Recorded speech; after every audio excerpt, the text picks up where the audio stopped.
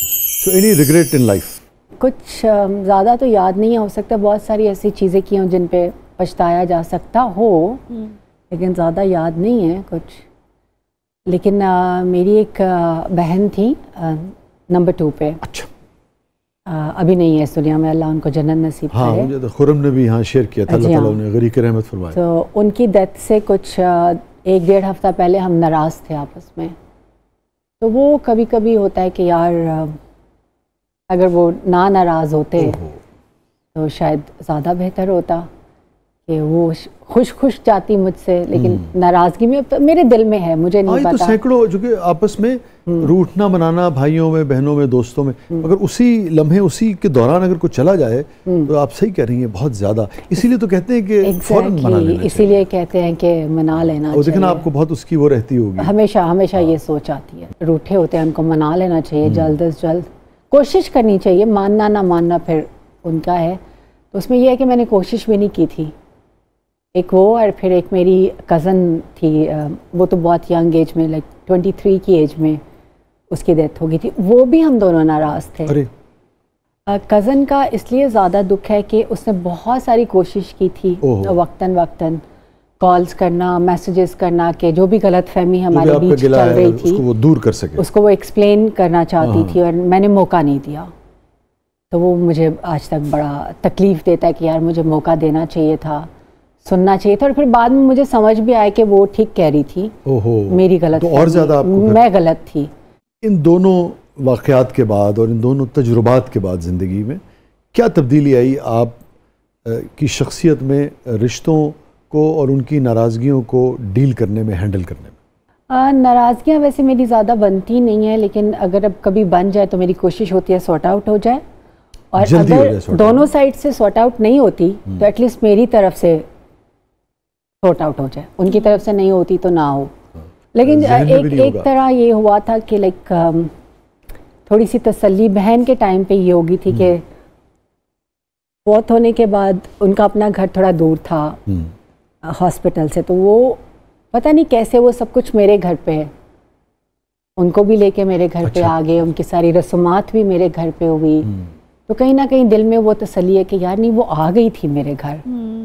आप शायद अंडरस्टैंड कर रहे हैं मैं क्या कहना चाहती हूँ। समझ सकता हूँ। अगर वो मुझसे नाराज होती तो अल्लाह ताला कोई ऐसा रास्ता ही ना बनाता। वो अपने घर भी तो जा सकती थी, मेरे से बड़ा घर था उसका। तो बस वो आ गई थी मेरे घर, ये कहीं ना कहीं सोच है।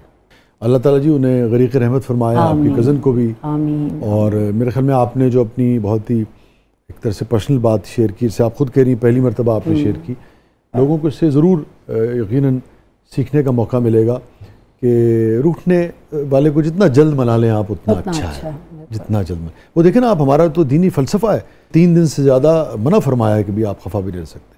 उसके पीछे भी यही यकीनन ये है कि लोग बाहमी। लेकिन कुछ ऐसे खबीस दोस्त होते हैं वो 6-6 महीने ब्लॉक रखते हैं। यहाँ बैठा हुआ है एक मेरा दोस्त। अच्छा। देखिए उस 6 महीने में वो भी तो मर सकता है ना, ज़रूरी तो नहीं है।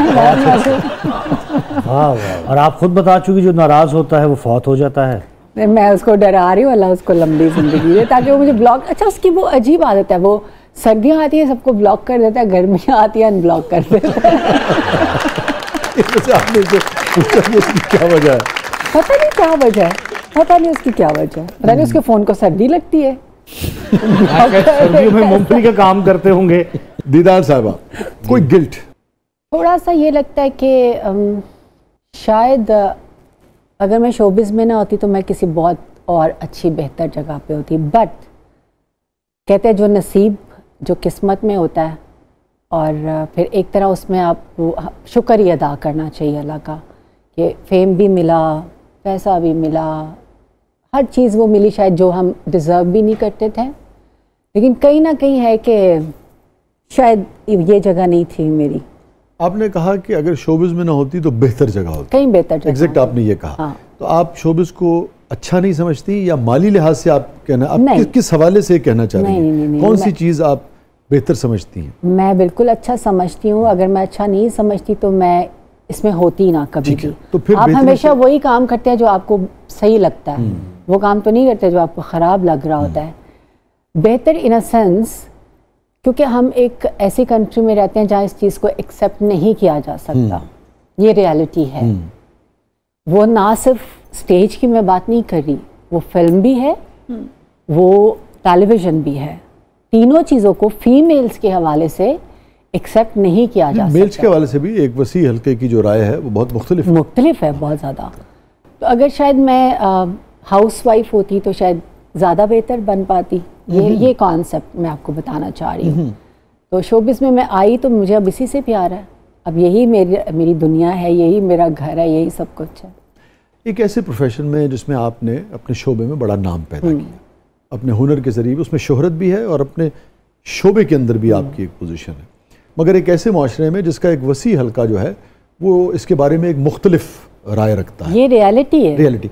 तो क्या महसूस करती हैं आप उस हवाले से? यही तो गिल्ट है कि इतना मेहनत किया, ज़िंदगी का इतना टाइम भी दिया, लेकिन वो एक चीज़ उस तरह एक्सेप्ट नहीं हो सकी। और आई थिंक कि बहुत सारे फीमेल एक्टर्स और एक्ट्रेसेस को होगा, बहुत सारे लोगों को होगा कि नहीं, कभी आगे वाले 100 साल में भी नहीं हो सकता।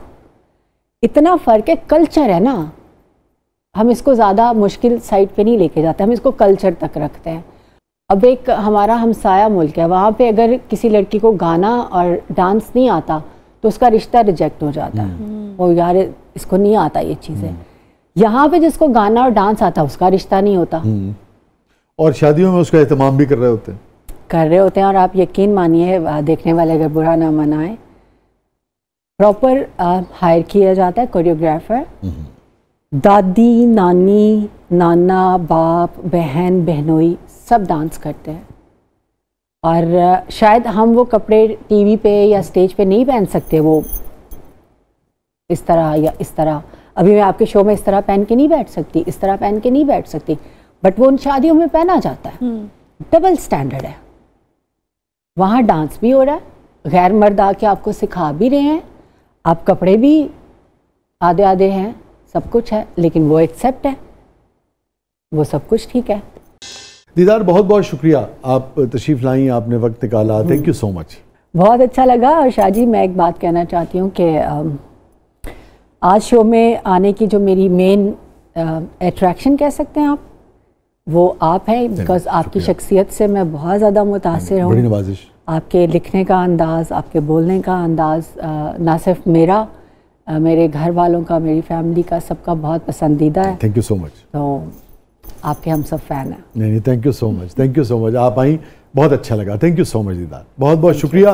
नाज़रीन, ये था आज का ज़बरदस्त, और दीदार साहबा का दीदार जो है वो सबने किया होगा टेलीविज़न की स्क्रीन पर, और शेयर चुके ऑलरेडी काफ़ी हो चुके हैं। आज शो में अपने फीडबैक से हमें आगाह कीजिएगा। इजाज़त दीजिए, अल्लाह हाफ़िज़।